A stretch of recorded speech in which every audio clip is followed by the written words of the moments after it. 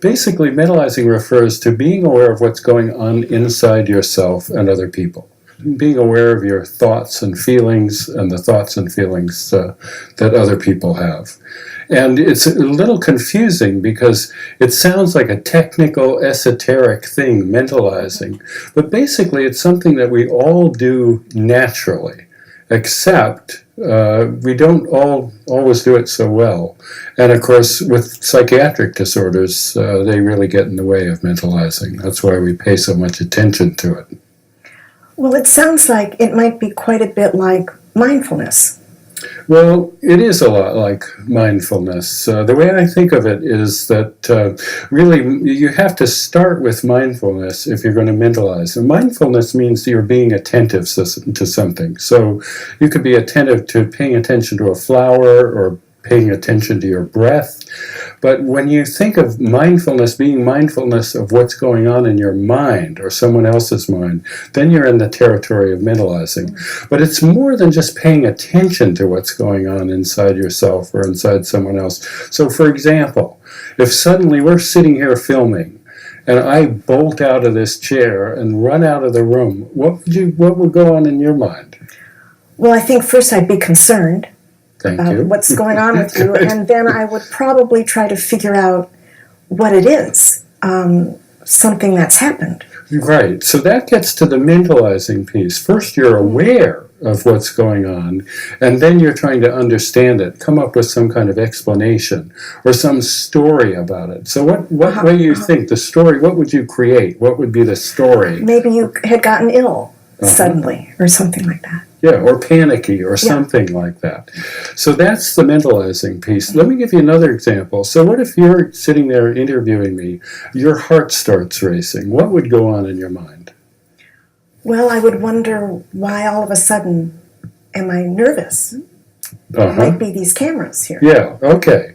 So you'd be mindful in the sense of paying attention to your heart, maybe starting to think, what are you feeling, and then what the reasons for your feeling. So that puts mindfulness and mentalizing together. Well, how is that different than empathy?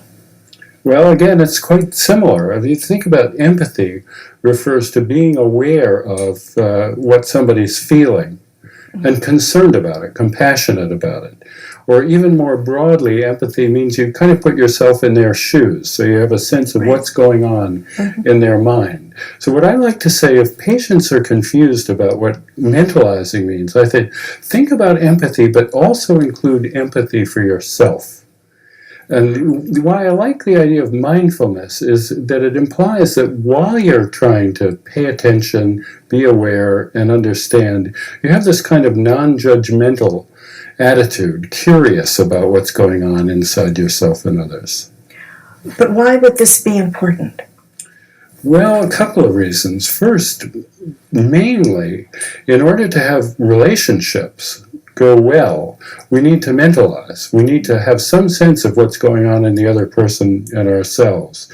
And we're really interested in relationships that can provide a sense of security and comfort in the face of distress, since we're working with people who are in major distress. So we think about secure attachment relationships, where you're really connected to the other person.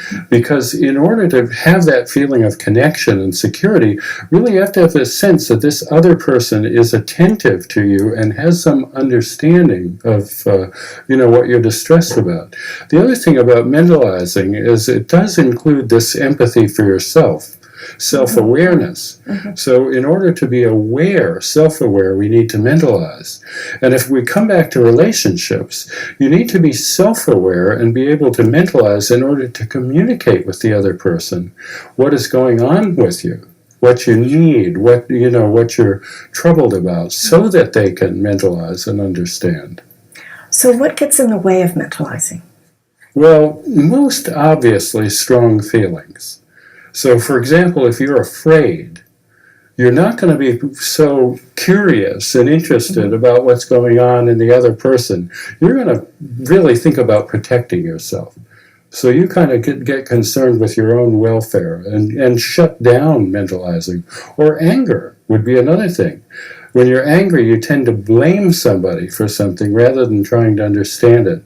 Or shame is another big one. It's very hard to mentalize when you're feeling ashamed. You want to hide and hide from yourself. Mm-hmm. Interestingly, romantic infatuation is another thing that gets in the way of mentalizing.